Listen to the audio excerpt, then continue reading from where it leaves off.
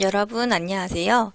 오늘 함께 볼 작품은 2023 EBS 수능특강 문학 2 적용학습에 실려있는 현대시 03번 황혼입니다.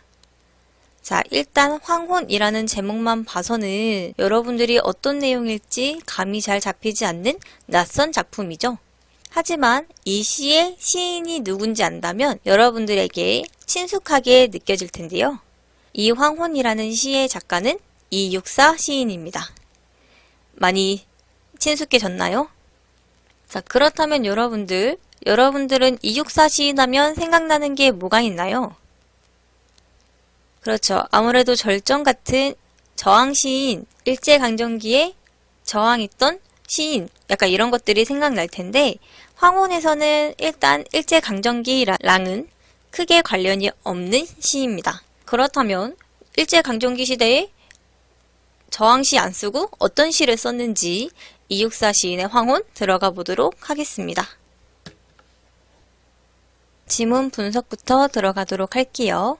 내 골방 커튼을 걷고, 자, 골방에 커튼을 걷는다 라고 했으니 화자가 현재 있는 현실의 공간은 골방이라는 곳이죠. 자, 골방은 화자가 있는 현실의 공간이자 지구의 반쪽을 내다볼 수 있는 열린 공간입니다. 자, 하지만 일단 골방이기 때문에 폐쇄성을 가지고 있다는 것까지 여러분들이 기억하고 있으면 될 것 같습니다. 자, 커튼은 골방과 바깥을 차단하면서 골방과 바깥을 이어주는 폐쇄적이면서 개방적인 이중적 의미를 가진 소재입니다. 이렇게 어떤 거를 차단해 주기도 하면서 어떤 거랑 이어주기도 하는 소재에 혹시 다른 작품에서라도 기억나는 게 있나요? 그쵸? 우리 개념학습에서 배웠던 정지용의 유리창에서 유리 또는 유리창의 기능이 대상을 생각나게 해주지만 대상과의 단절을 나타내는 양면적인 속성을 지닌 매개체였고요. 그거랑 연관해서 이상의 거울이라는 시에서의 거울 또한 본질적 자아와의 소통을 가능하게 해주지만 본질적 자아와의 단절을 만드는 매개체라고 했었어요. 때문에 여기 커튼과 유리창과 거울은 연관해서 같이 알아두면 좋겠죠. 시어의 이중성에 대해 설명하고 시어를 찾는 문제나 커튼과 같은 기능을 하는 소재를 다른 시에서 찾는 문제. 자, 여기서 유리창과 거울이라는 시가 사용될 수 있겠죠? 가 출제되었으므로 커튼이 내부와 외부를 차단하기도 이어주기도 하는 이중적 기능을 한다는 것을 이해해야 합니다. 자, 그래서 일단 커튼을 걷었으니까 커튼을 걷는 행위는 골방의 안과 밖을 연결하는 행위로 볼 수 있겠죠. 정성된 마음으로 황혼을 맞아들이오니, 자, 황혼이라는 것은 화자가 바람을 전달하는 대상이에요. 소외된 사람들을 위로하는 존재자, 현실과 이상세계의 통로, 죽어가면서 더욱 붉은 빛으로 모든 것을 포용하는 사랑입니다. 황혼은 이 시의 제목이자 주요 소재로 힘들고 외로운 이들에게 화자가 보내고 싶은 위안이나 사랑을 의미하기도 합니다. 화자의 마음을 세상에 전하는 매개체나 힘든 현실에 굴하지 않겠다는 의지적 소재로 해석되기도 합니다. 황혼의 기능이나 의미를 묻는 문제는 반드시 출제될 수 있으므로 숙지하고 있는 게 좋겠죠. 다음으로 갈게요. 바다의 흰 갈매기들 같이도 인간은 얼마나 외로운 것이냐. 자, 지금 바다의 흰 갈매기와 같이 외로운 것이냐라고 했으니 바다의 흰 갈매기들은 외로운 존재로 볼 수 있고요. 인간은 얼마나 외로운 것이냐 라는 거에서 이제 고리의식, 시를 창작하게 된 계기가 여기서 나타나는 거죠. 일단 뭐뭐 같이라고 나왔으니까 직유법 사용된 거고요. 외로운 것이냐라고 의문형 종결 어미를 사용해서 의도를 강조하고 있으므로 서리법 사용됐다고 할 수 있겠죠. 자, 여기 1년까지는 자신과 인간의 외로움을 인식하고 있는 부분입니다. 그 다음 2연으로 가면 황혼아. 자, 지금 황혼아 라고 부르면서 도노법과 의인법이 사용되고 있는데요. 황혼을 청자로 설정하고 있다고도 볼 수 있습니다. 자, 대상에게 말을 건네는 방식으로 대상에 대한 친밀감을 드러내고 있다가 옳은 선지로 출제되었습니다. 이 시는 전체적으로 황혼을 의인화하여 표현하고 있습니다. 네 부드러운 손. 그럼 여기서의 너는 황혼이겠죠? 부드러운 손을 힘껏 내밀라. 지금 황혼의 속성을 감각적인 표현으로 구체화하고 있습니다. 네 뜨거운 입술을 마음대로 맞추어 보련다. 네 뜨거운 입술은 소외된 존재들에게 보내고 싶은 따뜻함을 의미하고요. 그리고 네 품 안에 안긴 모든 것에 나의 입술을 보내게 해다오. 자, 너 품 안의 모든 것은 소외당하고 고통받는 존재로 화자가 애정을 보내고자 하는 대상이라고 볼 수 있겠죠. 3, 4연에서 나오겠지만 별들, 수녀들, 수인들, 행상대, 토인들로 구체화됩니다. 나의 입술을 보내게 해달라는 건 소외되고 고통받는 존재에게 화자도 애정을 보내고자 한다는 걸 알 수 있는 거죠. 자, 2연은 인간에 대한 애정을 갈망하고 있는 화자의 모습이 나타납니다. 3년으로 갈게요. 저 12성자 반짝이는 별들. 자, 12성자는 그 12별자리를 얘기하고요. 별들은 화자가 애정을 보내고 싶은 외롭고 괴로운 존재들을 가리키는 말이죠. 자, 별들, 수녀들, 수인들은 모두 화자가 생각하는 고독한 존재들이라고 볼 수 있겠구니 옳은 선지로 출제되었습니다. 수녀들, 수인들, 행상대, 토인들 모두 화자가 애정과 위로를 보내고 싶은 대상이라는 것을 이해하고 있어야 합니다.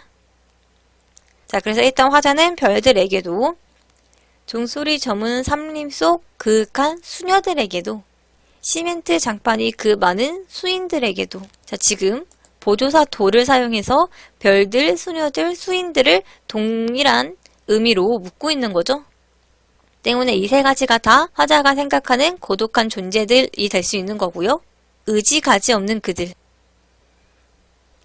자, 의지가지 없는 그들이란 것은 수녀들, 수인들의 속성으로 외롭고 의지할 곳 없는 속성을 나타냅니다. 의지가지 없다라는 단어의 뜻은 의지할 만한 대상이 없다 또는 방도가 없다는 뜻입니다. 그래서 이렇게 의지할 곳 없는 그들의 심장이 얼마나 떨고 있는가. 자, 3년에서는 애정의 대상을 제시하고 있죠. 바로 별들, 수녀들, 수인들이었습니다.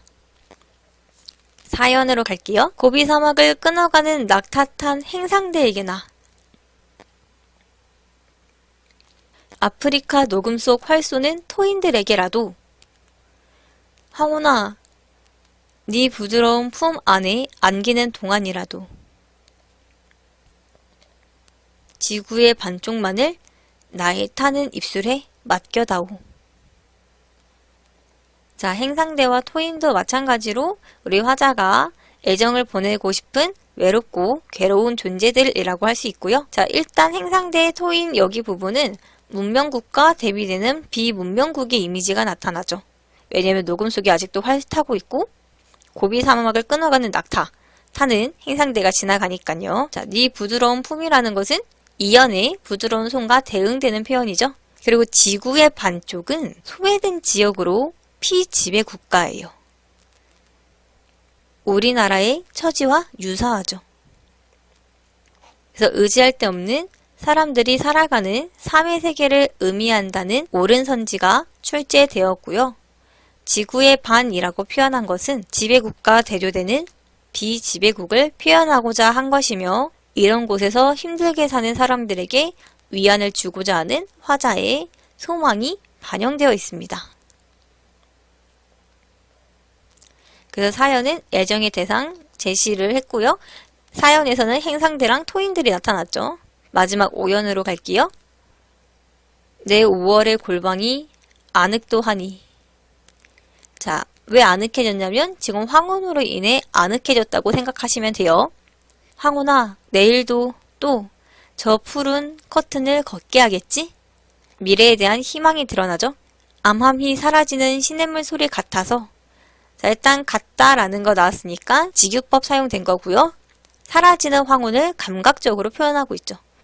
사라지는 게 시냇물 소리 같다 라고 청각적으로 형상하고 있으니까요. 자, 공감각적 심상을 활용하여 대상을 효과적으로 표현하고 있다는 옳은 선지가 출제되었습니다. 해당 구절은 황혼을 청각적으로 표현하는 공감각적 표현이 사용되었습니다. 마지막 행잉. 한 번 식어지면 다시는 돌아올 줄 모르나 보다. 자, 시간의 유한성을 인식하고 황혼이 사라지는 것을 안타까워하는 화자의 모습이 드러난다고 할 수 있죠. 자, 이렇게 황혼이라는 시는 우리 이육사 시인의 작품으로 흔히 알고 있는 저항시 일제에 대해 저항하고 이 암울한 현실을 극복해내겠다라는 의지를 드러내는 시보다는 지금 우리와 같은 피지배국에 소외당하고 있는 사람들에게 위로와 위안을 주고 싶다는 내용을 담은 시였죠. 이육사의 다른 시들과 연관해서 황혼을 함께 알아두는 것이 좋겠죠. 자, 그러면 황혼 관련된 문제 3개 정도 풀어보도록 하겠습니다. 우리가 먼저 볼 문제는 3번 문제입니다. 보기를 고려할 때 다음에 밑줄 친 시어 중 윗글의 기역, 기역은 커튼이에요. 커튼과 가장 유사한 의미의 시어를 찾는 문제고요.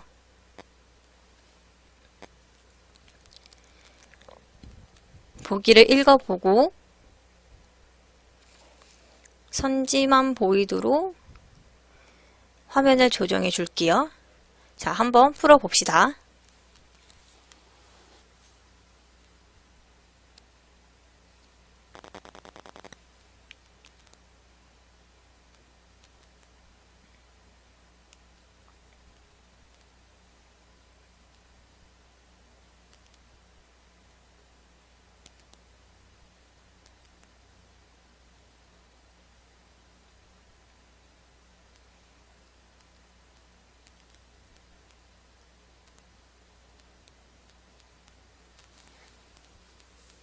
다 풀어보셨나요? 자, 가장 적절한 것은 2번이죠. 자, 그네줄이라는 것은 춘향이 현실을 벗어나 하늘로 갈 수 있는 수단이자 현실을 벗어날 수 없는 제약이므로 커튼과 의미가 유사하다고 할 수 있겠죠?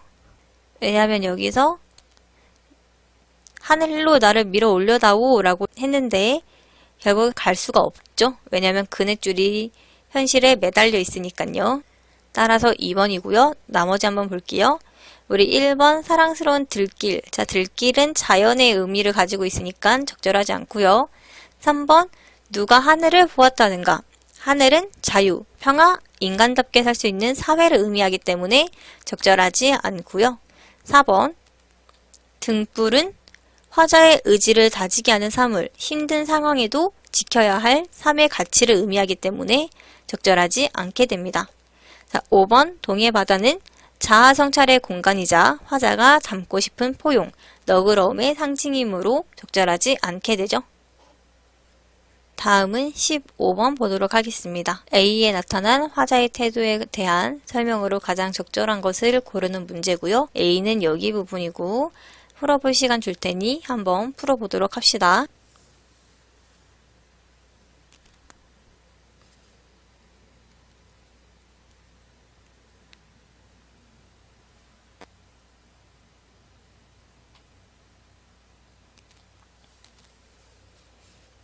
다 풀어보셨나요?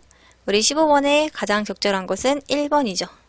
지금 자신이 바라는 것을 부탁한 후 네 부드러운 손을 힘껏 내밀어 달라고 했죠. 부탁의 의도는 네 뜨거운 입술을 맘대로 맞추어 보련다 라고 드러나 있기 때문에 적절하게 됩니다.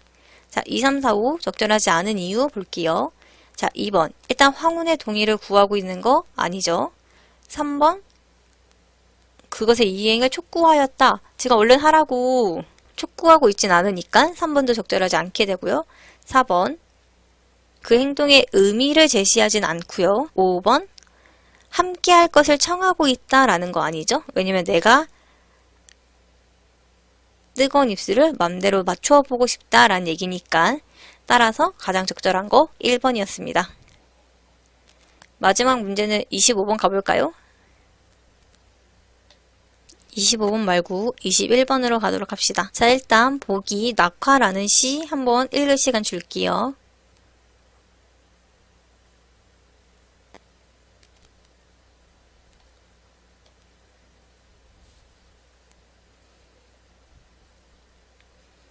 다 읽으셨나요? 그렇다면 21번 문제에 윗글의 황혼과 보기의 낙화의 공통적인 속성을 찾는 문제입니다. 풀어볼 시간 줄 테니 풀어보도록 해요.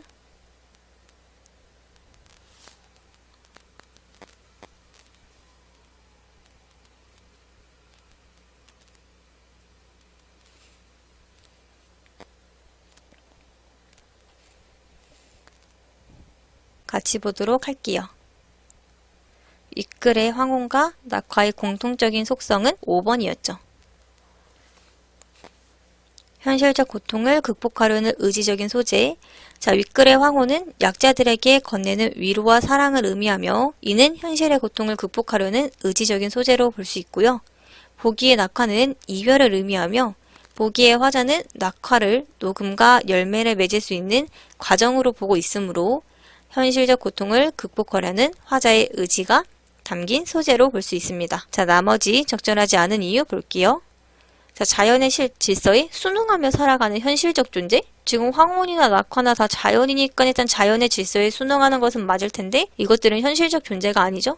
때문에 적절하지 않고요. 2번 세속적인 삶을 초월하는 거 아니니까 적절하지 않고요. 3번 역사의식 상징하는 거 아니죠? 4번 인간의 소외를 가져오는 근원적 고등을 형상화한 거 적절하지 않게 되죠. 왜냐면 지금 윗글의 황혼만 봐도 지금 소외받는 인간들을 황혼을 통해서 지금 위로나 위안하고 있기 때문에 인간의 소외를 가져오는 근원적 고독을 형상화했다고 볼 수 없습니다. 자, 이렇게 3개의 문제 풀어보았고요. 그 다음 시인 쉽게 쓰여진 시로 넘어가도록 하겠습니다. 쉽게 쓰여진 시는 여러분들이 알다시피 윤동주 시인의 작품이고요. 자, 지문 분석부터 들어가도록 하겠습니다. 창밖에 밤비가 속살거려. 자, 밤비라는 시어가 사용되었으니까 밤이라는 시간적 배경, 그리고 밤은 아무런 시대 현실을 나타내고 자아상찰의 시간이 된다라는 것까지 연관해서 알아두면 될 것 같습니다. 육척방은 남의 나라. 자, 육척방은 지금 공간적 배경이죠. 낯설고 구속적인 삶의 공간이자 화자를 구속하고 억압하는 시대 상황을 나타낸다고 볼 수 있습니다. 육척방은 화자에게 일본에서 이방인으로서 낯섦을 느끼게 하는 공간이라는 오른선지로 출제가 되었습니다. 황혼의 골방과 달리 육척방은 부정적 시대 상황을 암시하며 화자가 이와 같은 부정적 현실에 안주하는 스스로를 자각하면서 자아상찰을 하게 된다는 점을 알고 있어야 합니다. 1년은 지금 암담한 현실을 인식한 화자의 모습이 드러나는 거죠. 2연으로 갈게요. 시인이란 슬픈 천명인 줄 알면서도 지금 슬픈 천명이라는 것은 암담한 시대 상황에 적극적으로 저항하지 못하는 자신의 처지를 인식하고 있는 거고요. 한 줄 시를 적어볼까? 시를 쓰는 것은 암울한 시대 현실을 바꿀 수는 없지만 자신이 할 수 있는 유일한 일이기 때문에 시를 쓸 수밖에 없어요. 그래서 이연은 시인으로서의 슬픈 운명을 자각하고 있는 화자의 모습이 나타나고 있습니다. 3년으로 갈게요. 땀내와 사랑내 포근히 풍긴 보내주신 학비 봉투를 받아. 자, 일단 땀내와 사랑내가 포근히 풍겼어요. 왜냐면 부모님이 보내주신 학비 봉투거든요. 그래서 포근함의 실체는 부모님 또는 조국으로 볼 수 있고요. 사랑내는 부모님에게 받은 추상적 감정을 후각적 이미지로 구체화한 것이다 라는 오른선지가 출제되었습니다. 대학 노트를 끼고 늙은 교수의 강의를 들으러 간다. 자, 지금 화자가 처한 시대 상황은 일제강점기인데 지금 화자의 현실은 부모님이 보내주신 학비봉투 받아서 늙은 교수의 강의를 들으러 가는, 화자가 처한 시대 상황인 일제강점기와 거리가 먼 화자의 상황이 드러나는 거죠. 늙은 교수의 강의는 식민지 현실의 문제를 해결하지 못하는 현실 도피적 학문 태도를 보여준다는 옳은 선지로 출제되었고요. 화자는 이러한 늙은 교수의 강의를 듣는 자신의 소극적 삶의 태도를 반성하고 있습니다.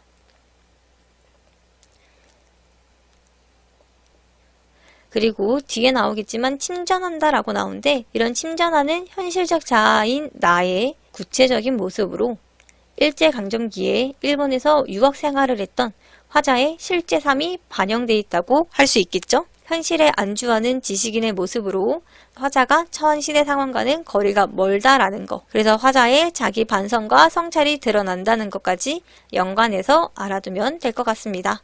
자, 3, 4현은 시대 현실과 괴리된 삶에 대한 회의감이 느껴집니다. 다음으로 갈게요. 생각해보면 어릴 때 동무들 하나둘 죄다 잃어버리고, 자, 잃어버렸으니까 상실감 나타나는 거고요. 지금 일제의 탄압에 의한 동무의 상실이 드러나죠. 또는 어릴 때 친구들을 다 잃어버린 것이니까 순수한 가치의 상실이 나타나는 거예요. 나는 무얼 봐라.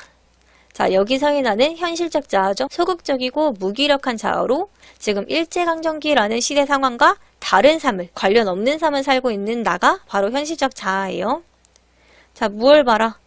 지금 이 사람은, 현실적 자아는 바라는 게 없어요. 목표의식이 부재되어 있다라고 할 수 있죠.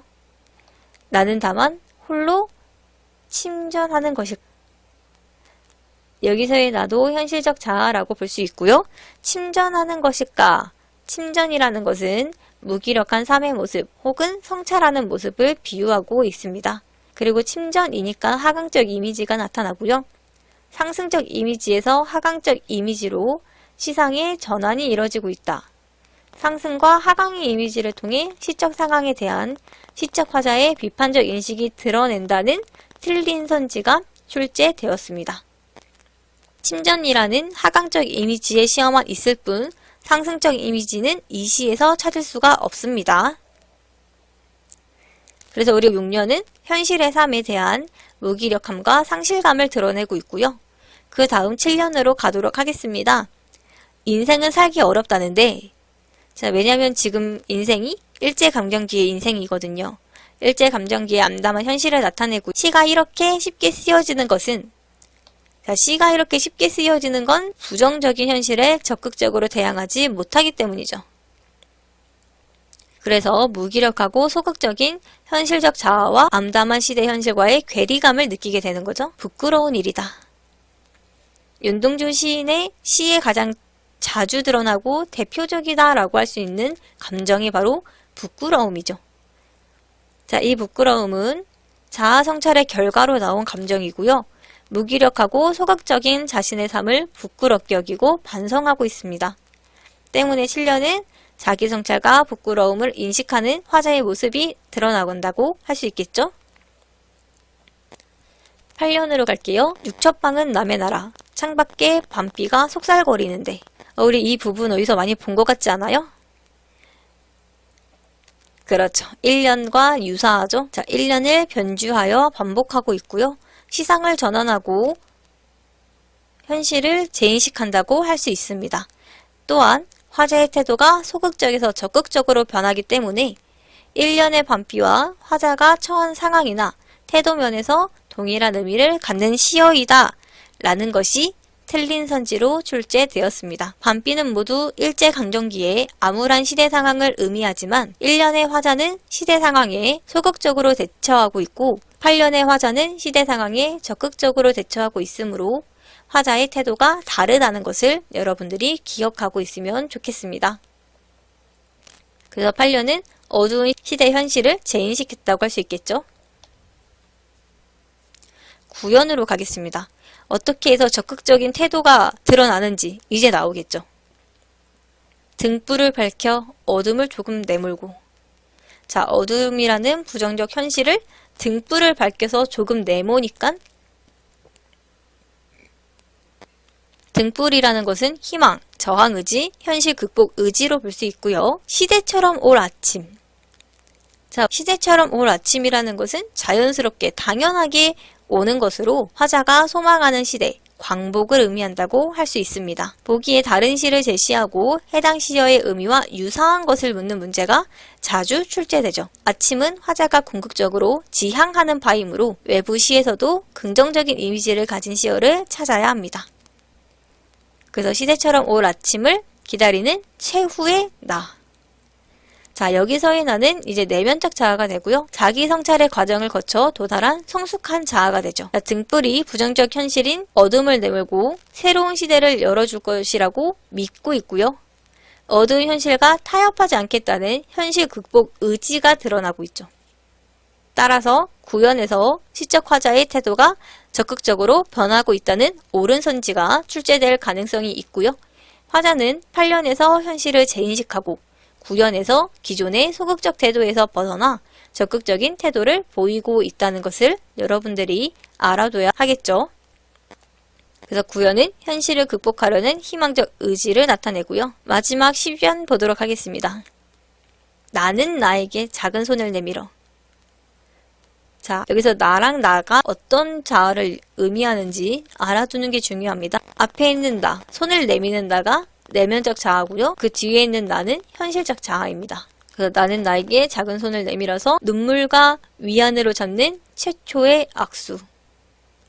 자, 눈물과 위안이라는 것은 시련으로 인한 슬픔을 현실을 인식함으로써 극복하고 있다는 것이고요. 최초의 악수는 두 자아의 화해, 내적 갈등 해소로 볼 수 있습니다. 내면적 자아와 현실적 자아가 화해하는 모습을 통해 미래에 대한 희망을 노래하고 있다고 할 수도 있죠. 자, 현실적 자아와 내면적 자아의 대립과 화해의 과정이 시상 전개의 중심축을 이룬다. 두 개의 자아의 대립과 화해를 통해 시상을 전개하고 있다는 식의 옳은 선지들이 출제되었습니다. 이 시에 등장하는 나를 구분하는 문제도 출제되었으므로 6연, 8연, 9연에 제시된 나가 현실적 자아인지 내면적 자아인지 구분할 수 있어야 합니다. 그래서 우리 10연은 두 자아의 화해와 미래에 대한 희망을 노래하면서 마무리되고 있습니다. 자, 그렇다면 쉽게 쓰여진 시도 문제 3개 정도 보고 마무리하도록 할게요. 자, 우선 4번 먼저 풀어볼까요? 위시에 대한 설명으로 적절하지 않은 것을 고르는 문제고요. 풀어볼 시간 줄 테니 빠르게 풀어봅시다.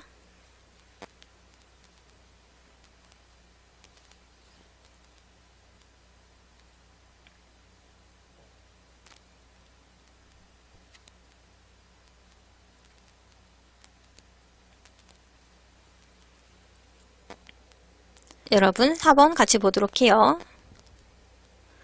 4번에 적절하지 않은 것은 2번이라고 볼 수 있죠. 격정적인 어조가 사용되지 않았기 때문이고요. 오히려 여기는 담담한 어조를 사용했다고 봐야 되는 거겠죠? 자, 나머지 적절한 이유 보도록 할게요. 1번, 현실에 안주하는 자신의 삶을 반성하고 이를 극복하는 체험을 일지에 대한 저항의식이라는 역사적 체험으로 확대하고 있다고 할 수 있고요. 3년, 구연에서는 등불을 밝히고 어둠을 내모는 것과 같은 희망적 태도를 보이면서 화자의 태도가 적극적으로 변하고 있었죠. 4번, 소극적이고 무기력한 현실적 자아와 자기 성찰을 거쳐 도달한 성숙한 자아와 대립하다가 화해하는 과정을 중심으로 시상이 전개되고 있고요. 5번, 무기력한 삶을 반성하고 성찰을 통해 극복하는 과정은 시대를 초월하여 누구나 겪을 수 있는 과정이며 윗글은 이를 통해 보편성을 획득하고 있다고 할 수 있습니다. 때문에 4번에 적절하지 않은 거 2번이었습니다. 자, 그 다음 9번 문제 보기 전에 A랑 B 먼저 알려줄게요. A는 나, 앞에 있는 나예요. B는 나, 뒤에 있는 나예요. A랑 B가 각각 어떤 자아를 의미했는지 여러분들이 기억하고 이상의 거울에서 A와 B에 대응되는 것을 바르게 연결해 봅시다. 이게 지금 선지까지는 보여줄 수가 없어서 일단은 가나다라마가 A나 B 어디에 속하는지 먼저 찾아보도록 합시다.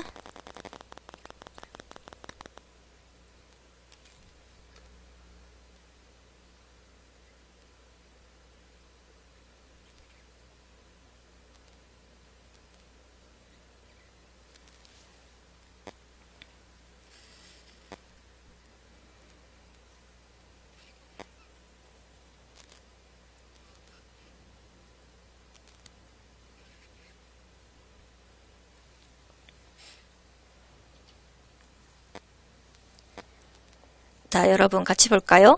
우리 일단 윗글의 A는 긍정적인 내면적 자아, 본질적 자아였고요. B는 부정적인 현실적 자아였죠. 자, 보기에 거울 보도록 하겠습니다. 자, 거울 속에는 소리가 없고요. 거울 속에도 내가 존재하는데 그 나는 귀가 있대요. 자, 일단 거울 밖에서 거울을 바라보고 있는 화자가 현실적 자아겠죠? 그렇다면 거울 속에 비치고 있는 이 나는 이상적 자아를 의미하게 되고요. 때문에 가는 A, 본질적 자아, 내면적 자아를 의미한다고 할 수 있습니다.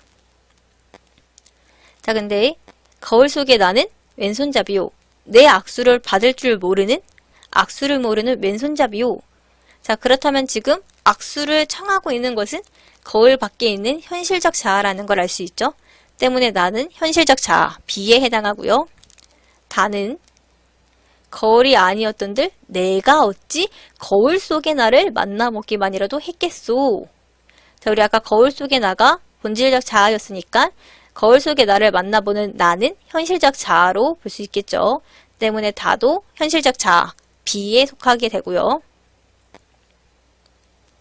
자, 거울 속의 나는 참, 나와는 반대요만은 자, 거울 속의 나가 본질적 자아였으니까 라 또한 현실적 자아, B에 속하게 되죠. 나는 거울 속의 나를 근심하고 진찰할 수 없으니 퍽 섭섭하오. 자, 거울 속의 나는 본질적 자아였으니까 마의 나는 현실적인 자아, B에 속하게 되는 거죠. 때문에 가만 본질적 자아였고 나다 라마는 현실적 자아였습니다. 여러분들도 이렇게 구분했으며 적절하게 구분한 거죠. 그래서 9번은 이렇게 넘어가고 마지막 문제 보도록 하겠습니다. 문제 보기 전에 리을 먼저 알려줄게요. 리을은 시제처럼 올 아침이고요. 윗줄 친 시어 중 윗글의 리을과 가장 유사한 의미를 가진 시어를 찾으면 됩니다. 자, 풀어볼 시간 줄 테니 풀어보도록 합시다.